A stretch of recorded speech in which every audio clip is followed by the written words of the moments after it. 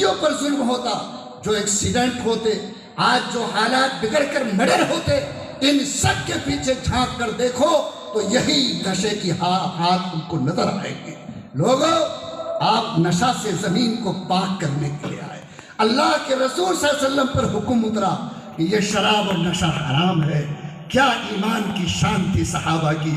سب نے اپنے مٹکے اور گھڑے کو ایسے توڑا کہ مدینے کی گلیوں میں شراب بہہ رہی تھی، اور طے کیا جن کی گھوٹی میں شراب پڑی تھی، قرآن کے حکم کی پابندی، نبی کے حکم کی پابندی میں زندگی بھر پھر کبھی انہوں نے اس کو منہ لگانے کی کوشش نہیں کی۔ کیا یہ شان آج کا مجمع یہ دکھا سکتا ہے؟ وہ شراب جس کو سور کے گوشت کے برابر قرار دیا گیا کہ جس طرح سور کا گوشت حرام، اس کا پیشاب اور خون حرام، مومن کے لیے ویسے ہی وہ شراب اور نشہ حرام ہے۔ اگر آپ سور کا گوشت نہیں کھا سکتے، اگر آپ اس کے پیشاب کو نہیں پی سکتے، لعنت ہے میری زندگی پر کہ یہ لقمہ، یہ شراب آج ہمارے حلق سے نیچے۔ فرمایا محمد الرسول اللہ نے کہ جیسے ہی شراب کا قطرہ حلق سے نیچے اترتا، اللہ کی غیرت کو برداشت نہیں ہوتا، اللہ ایمان کے نور کو اندر سے چھین لیتا ہے۔ اللہ تعالی ہم سب کی حفاظت فرمائے۔ آج ہم نے اپنی پہچان کو بگاڑ لیا۔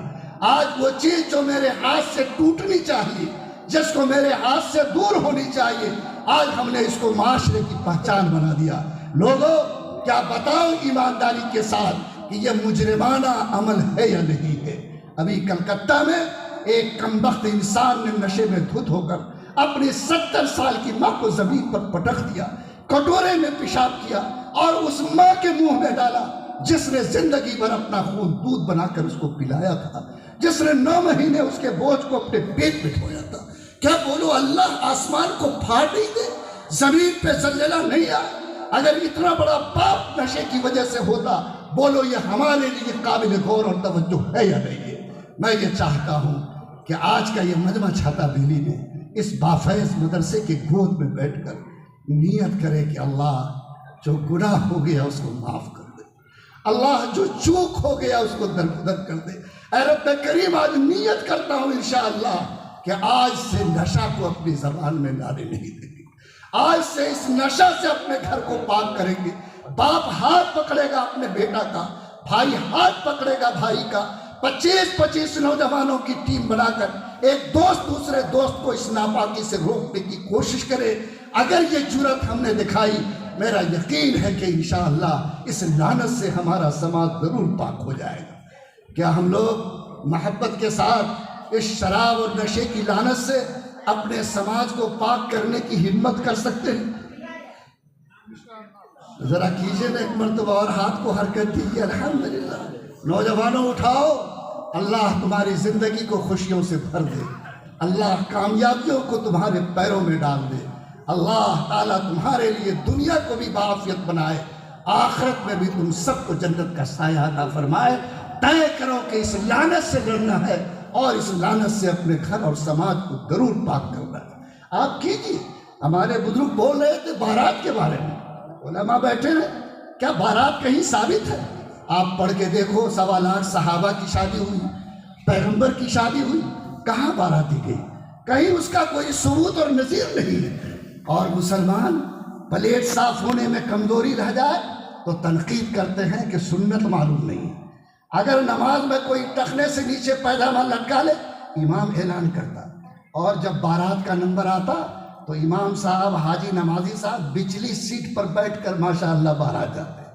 ان کو تو یہ بھی پوچھنا چاہیے کہ یہ ہم کہاں جا رہے ہیں؟ آپ سب کو بارات کا تجربہ ہے، ایمانداری سے بتائیے، بارات کی دعوت لڑکا والا دیتا ہے کہ لڑکی والا؟ ارے بارات کی دعوت کون دیتا ہے؟ لڑکا والا۔ کارڈ ماشاءاللہ 600 روپے، 800 روپے، 1000 روپے کا، اور کھاتے ہو کس کے ہاں جا کے؟ شرم نہیں آتی ہے؟ مال کسی کا، کمال کسی کا۔ بولو کیا کہاں سے لائے تھے یہ ڈھونڈ کر؟ ارے بولو ہے یہ گڑبڑ کی نہیں ہے؟ آپ سمجھئے اس بات ہے، 40 اسکارپیو ایک کلر کا ہونا چاہیے۔ کیوں؟ مال تو لوٹا ہوا ہے، بیٹی والے سے اونٹ وصولا ہے، تو پھٹاڑی کرنے میں کیا مزہ نہیں ہے؟ ماشاءاللہ۔ وہ لڑکا جو آج بیٹی والے کے نام پہ کپڑا خریدنا جاتا، پہلے سے 500 کا کپڑا جسم پر نہیں ہے، اب 2200 کے کپڑے کو ایسے ٹھوکر دیتا جیسے کسی نے اس کے سامنے مارکنگ پیش کر دیا۔ کیا یہ تمہارا یہی سوال؟ کیا وہ تمہاری بیٹی نہیں، تمہارے بہن نہیں، سماج کی بیٹی نہیں، تمہاری عزت نہیں؟ یاد رکھو اس چیز نے آج بیٹیوں کی عزت کو مٹی میں ملا دیا۔ ابھی 15 دن پہلے حیدرآباد میں ایک ماں نے تیسری بیٹی کو جنم دیا۔ کمبخت شوہر نے اس بیوی کو آگ میں ڈال کر جلا دیا۔ پڑھو اخبار کے پنوں میں، اتنا بڑا ظلم اسی زمین پر 15 سے 20 دن پہلے ہوا۔ کیوں ایسا ہوا؟ یہ وجہ نہیں ہے کہ ہم اس کو کھانا کیسے کھلائیں گے، احساس اس کا ہے کہ 18 سال کے بعد جب شادی کی قابل ہوگی تو ہم کیسے شادی کرائیں گے۔ وہ حیدرآباد جہاں ایک شادی پر 16 کروڑ روپے لوگوں نے خرچ کیے۔ لوگوں بتاؤ کہ آج سماج کو مدرسوں کی ضرورت ہے، اسکول کی ضرورت ہے، کوچنگ سینٹر کی ضرورت ہے، بچوں کی اعلیٰ تعلیم کی ضرورت ہے۔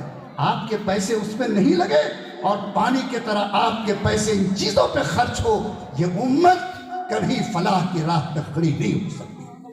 ختم کیجئے ان سب معاملے کو، باراتی پہ کنٹرول کیجئے۔ 2 سے 3 گاڑی میں دلہن آ سکتی ہے، لیکن یہ مثال بنا کر کے آج جو سماج میں تباہی مچایا جا رہا یہ قابل غور ہے۔ وہ کھانا جو تم کھانے جاتے ہو مشکوک ہے، غور کرو کہ وہ کھانا تمہارے پیٹ میں جا رہا، اللہ اس کا حساب تم سے کیسے کرے گا۔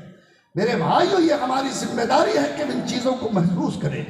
آج مسلمانوں کے ہاں غور کر کے دیکھیے، یہ پلاسٹک کا ڈبہ موبائل آیا اور یہ موبائل سماج میں کوہرام بچا دیا۔ لوگوں دنیا کہتی ہے، عقل مند کہتے ہیں کہ یہ موبائل آگ ہے، آگ۔ اگر آگ کا صحیح استعمال کرو گے کھانا بن جائے گا، گرمی تم کو جاڑے میں ملے گی، لیکن ذرا سی چوک ہو جائے تو گھر جل کر راکھ ہو جائے گا۔ آج سعودی عرب میں ہے، آج فلاں جگہ ہے، اپنی بیوی کو اسکرین ٹچ موبائل دیے ہوئے، ماشاءاللہ وہ جیب میں لے کے کھیت میں بھی گھومتی۔ اور یہ نوجوان یاد رکھو، آج 90% بدکاری اور زناکاری صرف موبائل کی وجہ سے بڑھی ہے، اور حالات اتنے مشکل ہو گئے کہ اس کو کنٹرول کرنا دشوار ہو گیا۔ آج جو طلاق کے واقعات ہیں، ہمارے شریعہ کا دارالفتہ ہے، جھانک کر دیکھو، وہاں بھی تم کو پتا چلے گا کہ آج اس موبائل کے فتنے نے بھی طلاق کی شرح کو بہت بڑھا دیا ہے۔ لوگوں، یہ موبائل فائدے کے لیے چیز تھی، یہ موبائل رابطے کو بڑھانے کے لیے تھی، یہ کنٹرول کر کے بزنس کو آگے بڑھانے کا کام تھا، لیکن آج یہ فحاشی کے لیے ایک آلہ بن کر کے رکھ گیا۔ کیا کسی کی بیٹی کی عزت کو لوٹنا، کیا کسی کی بیٹی کی عزت پر ہاتھ ڈالنا، کیا ایک مسلمان کے لیے جائز اور درست ہے؟ کیا اس بدکاری اور زناکاری سے بڑھ کر سماج میں کوئی پاپ ہو سکتا ہے؟ وہ گناہ جس کے بارے میں اعلان ہے شریعت کا کہ اگر شادی شدہ ایسا عمل کرے تو اس کو چوراہے پہ کھڑا کر کے پتھر مار کر ہلاک کر دیا جائے، اگر غیر شادی شدہ کرے تو اس کے بدن پہ 100 کوڑے ایسے لگائے جائے کہ آگے کے لیے اس گناہ کی جرات نہ کر سکے۔ لیکن آج سماج کی بیٹیوں اور سماج کے نوجوانوں نے اس گناہ کو اتنا سستا بنا دیا کہ آج یہ گناہ معمولی درجے کا گناہ بن کر سماج میں رہ گیا ہے۔ لوگوں، اتنا بڑا پاپ، اتنا بڑا گناہ، آج بھائی کے ہاتھ کے نیچے بہن کی عزت محفوظ نہیں، سسر کے ہاتھ کے نیچے بہو کی عزت محفوظ نہیں، اور مجھے کہنے کی جرات دیجئے کہ آج باپ کے ہاتھ کے نیچے بیٹی کی عزت بھی محفوظ نہیں۔ کون ہے جو اس ہاتھ کو روکے گا؟ کون ہے جو اس جرم سے ہمیں روکے گا؟ لوگوں، نوجوانوں، کنٹرول کرو اس موبائل پر، دور رہو اپنے کو اس گناہ سے، بچا لو اپنی بیٹیوں کی آبرو کو۔ کبھی یہ سوچ کر گناہ مت کرنا کہ ہم دوسرے کی بیٹی کی عزت پر ہاتھ ڈالتے ہیں۔ یاد رکھو، یہ قرض ہے، قرض۔ اگر تم نے کسی کی عزت پہ غلط ہاتھ ڈالا، یہ قرض پلٹ کر تمہارے گھر میں بھی آ سکتا۔ آقا صلی اللہ علیہ وسلم نے طائف کو فتح کیا، ایک خوبصورت نوجوان آپ کی خدمت میں آیا اور کہنے لگا، پیغمبر صلی اللہ علیہ وسلم، میں آپ پر ایمان لا چکا ہوں، لیکن ایک بات آپ سے تنہائی میں کرنا چاہتا ہوں۔ اللہ کے نبی تنہائی میں ہو گئے۔ اس نے کہا کہ اللہ کے پیغمبر، مجھے ایک گناہ کی لت لگی ہوئی ہے، میں بدکاری کا عادی ہوں، میں آپ کی ساری باتیں مانوں گا، لیکن مجھے اس گناہ کی اجازت دے دیجیے۔ بتائیے، اللہ کا آخری پیغمبر کیا اس گناہ کی اجازت دے سکتے تھے؟ آپ کے چہرے پر جو اثر ہوا ہوگا آپ سوچ سکتے ہیں۔ آپ نے فرمایا کہ ادنو منی، میرے قریب آؤ۔ آپ نے اپنا دست مبارک اس کے سینے پر رکھا، کہا کہ بیٹا یہ بتاؤ، اگر ایک عورت تمہارے سامنے آئے جو سر سے لے کر پیر تک پردے میں ہو اور تم اس کی عزت کو لوٹنا چاہو، لیکن جب چہرہ کھولے تو وہ تمہاری ماں ہو، تو بتاؤ تمہارا احساس کیا ہو؟ وہ نوجوان تڑپ گیا، کہا رب اے محمد الرسول اللہ صلی اللہ علیہ وسلم، اے پیغمبر اعظم، اپنی ماں کے ساتھ کون مکالہ کرے گا؟ کہا اگر وہ تیری بیٹی ہو، کہا اس کے ساتھ بھی ہمت نہیں کر سکتا، کہا اگر وہ تیری بہن ہو، کہا اس کے ساتھ بھی جرأت نہیں کر سکتا۔ پیغمبر نے فرمایا کہ اگر کوئی تیری ماں کی عزت پہ ہاتھ ڈالے تو تیرا احساس کیا ہوگا؟ وہ تڑپ گیا، کہا کہ نبی میں اس کو زندہ نہیں چھوڑوں گا۔ نبی نے فرمایا بیٹا، دنیا میں جس کی عزت پہ تم ہاتھ ڈالو گے وہ بھی تو کسی کی ماں ہوگی، وہ بھی کسی کی بیٹی ہوگی، وہ بھی کسی کی بہن ہوگی، اور جو احساس اپنی ماں اور بیٹی کے بارے میں دل میں ہے، بولو اس کو باپ اور بھائی کے دل میں بھی وہی احساس ہوگا کہ نہیں ہوگا؟ وہ صحابی نبی کے قدموں پہ گر گیا، کہا اللہ کے رسول بات سمجھ میں آ گئی، آج کے بعد کبھی میں یہ گناہ نہیں کر سکتا۔ اس صحابی کا بیان ہے کہ اس تاریخ سے جو اس گناہ کی نفرت بیٹھی تو میرے دل میں آج تک اس سے زیادہ کسی گناہ کی نفرت نہیں بیٹھی۔ لوگوں یاد رکھیے، اس قرض کو کبھی کوئی معاف نہیں کرا سکتا۔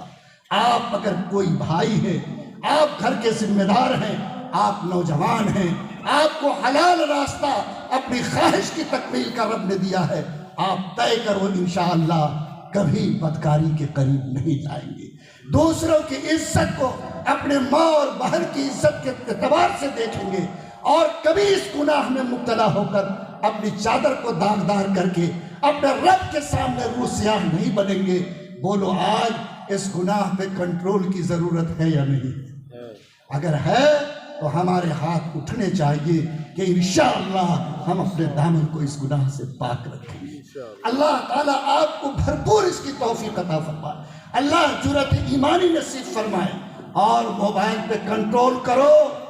آج ہمارا نوجوان 8 گھنٹے سڑک کے کنارے پلیا پر بیٹھ کر، کسی جھگی کے نیچے بیٹھ کر دوسری کی بہو بیٹی سے باتیں کرتا ہے، آج بلو فلموں سے اپنی آنکھیں سیکھتا ہے، گندی تصویروں سے آنکھیں سیکھتا ہے۔ نوجوانوں یاد رکھو، جس کان سے گانے سنتے ہو اس پردے پر سب سے پہلے اللہ اکبر کی آواز پہنچی ہے۔ یہ آگ کی پتلی جس سے تم دیکھتے ہو، یاد رکھو وہ روشنی اللہ کی امانت ہے۔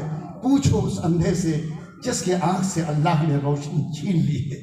میں جھارکھنڈ کے دورے پر تھا، ایک عالم دین جو ایک مدرسے کے ناظم تھے، انہوں نے جلسے کے ختم ہونے کے بعد مجھ سے کہا کہ مفتی صاحب آپ لوگ سفر میں رہتے ایک دعا کی درخواست کرتا ہوں، اللہ نے سب کچھ مجھ کو دیا ہے، آنکھ میں روشنی نہیں دی ہے، میں آپ سے اس دعا کی درخواست کرتا کہ رب سے کہیے گا کہ مجھ سے سب کچھ چھین لے اور میری آنکھ کی روشنی کو واپس کر دے، تاکہ ایک نظر میں اس دنیا کو دیکھ سکوں، مدینے پہنچ کر اللہ کے نبی کے روضے کا دیدار کر سکوں۔ یہ ہے وہ آنکھ کی روشنی جو اللہ نے دی ہے۔ نیپال سے زیادہ آنکھ کے ہاسپٹل کہیں نہیں ہے، لوگ آتے ہیں روشنی لینے کے لیے۔ لوگوں اس روشنی کو ضائع مت کرو، اس پر گناہ کے داغ مت لگاؤ، اس روشنی کو اللہ کی امانت سمجھ کر استعمال کرو، انشاءاللہ تمہاری آنکھ کی روشنی سدا بہار بنے گی۔ اللہ تمہارے آنکھ کی حفاظت سے تمہارے روح اور قلب کی حفاظت کرے گا۔ میرا یقین ہے کہ ہمارے نوجوان انشاءاللہ اس کا لحاظ رکھیں گے۔ میں جاتے جاتے آپ سے عرض کروں کہ آج بے پردگی نے بھی ہم کو بہت پامال کیا۔ آج ہم لوگ نیپال میں ہیں، میں آپ سے گزارش کروں گا کہ اللہ تعالیٰ نے اب تبدیلی لائی ہے۔ میں بھٹا سے انروا جاتے ہوئے دیکھ رہا تھا، ہماری بیٹیاں شاندار بھٹے میں ہیں، تبدیلی آئی ہے۔ میں یہ چاہتا ہوں کہ گاؤں اور سماج میں بھی یہ خوشبو پھیلے، اور ہماری بیٹیاں جب گھر سے نکلیں، بہویں نکلیں، تو اس احساس کے ساتھ نکلے کہ وہ ایک مسلمان باپ کی بیٹی ہے، مسلمان بھائی کی بہن ہے، اور وہ غیرت پیدا کرے جو فرانس میں اس مروہ نامی خاتون نے پیدا کی تھی، جس کے سر پر دوپٹہ تھا، حجاب تھا، اور وہ راستے میں چلتی تھی تو عیسائی انگلی اٹھاتے تھے۔ عیسائیوں نے منع کیا، لیکن وہ فاطمہ سے نسبت رکھنے والی بیٹی رکی نہیں۔ عدالت میں مقدمہ ہوا، ان کو طلب کیا گیا۔ جج نے کہا کہ فاطمہ دو راستہ ہے، اگر حجاب چاہتی ہو تو فرانس چھوڑو، اگر تم حجاب چھوڑو گے تو فرانس میں رہو۔ قربان جاؤ اس بیٹی کی عظیمت پر، ایمان پر، جس نے چیخ کر کہا کہ جج صاحب میں 100 مرتبہ فرانس کو چھوڑ سکتی ہوں، لیکن اس حجاب اور اس پردے والے دوپٹے کو قربان نہیں کر سکتی ہوں۔ ایک عیسائی نوجوان کو غصہ آیا، اس نے عدالت میں گولی چلائی، گولی مروہ کے سینے میں لگی، وہ زمین پر گری، روح نکل گئی، لیکن اس کے جسم سے بہنے والے خون نے قیامت تک کی مسلم بیٹیوں کو یہ پیغام دیا کہ اگر تم بھی واقعتاً سچے اور ایمان کے ساتھ جینے والی بیٹی ہو تو طے کرو، جان دے سکتی ہو، لیکن فاطمہ کے اس آنچل اور دوپٹے کو قربان ہونے نہیں دے سکتی۔ آج یہ شعور پیدا کیجیے اپنی بیٹیوں میں، اپنی بہنوں میں۔ میرا خیال ہے کہ بدکاری کی راہ کو روکنے کے لیے پردے کا سسٹم بھی ایک مضبوط ذریعہ ہے۔ اگر یہ بھی پر ہم قابو پائیں گے، موبائل پر بھی ہم قابو پا لیں گے، تو انشاءاللہ ایسے گناہوں سے ہمارا معاشرہ، ہمارا سماج بہت حد تک محفوظ رہے گا۔ آپ جو لوگ یہاں بیٹھے ہیں، ہم اپنے گناہوں کی گنتی شروع کریں تو ہمارے خیال سے ہم بولتے جائیں گے، رات گزرے گی، گناہوں کی گنتی ختم نہیں ہو سکتی۔ یہ چند ضروری چیزیں ہیں جو آج بہت قوت کے ساتھ سماج کو برباد کر رہی ہے۔ میں یہ چاہتا ہوں کہ اگر اتنی بھی فکر آپ پیدا کر لیں اور ان موٹی موٹی برائیوں کو بھی روکنے کا فیصلہ کر دیں تو انشاءاللہ اس کی برکت سے اللہ چھوٹی چھوٹی برائیوں کو ختم فرما دے گا۔ اللہ اس کی برکت ہمارے سماج اور معاشرے کو عطا فرمائے گا۔ میں چھاتا بیلی کے مدرسے کے ذمہ داروں کا شکر گزار ہوں کہ انہوں نے مجھ سے کہا کہ میں یہاں حاضری دوں، میں وہاں سے چل کر آپ کی خدمت میں آیا ہوں، لیکن ایک درد جو آپ کے سینے تک پہنچایا، میں پھر اخیر میں جاتے جاتے ہم آپ سے وعدہ لینا چاہتے ہیں کہ آپ نیت کیجئے انشاءاللہ جب تک جئیں گے ایک بن کر جئیں گے، جب تک جئیں گے انشاءاللہ نیک بن کر جئیں گے۔ اللہ تعالی ہم تمام بھائیوں کو ان کہی ہوئی باتوں پر عمل کی توفیق عطا فرمائے۔ ربنا تقبل منا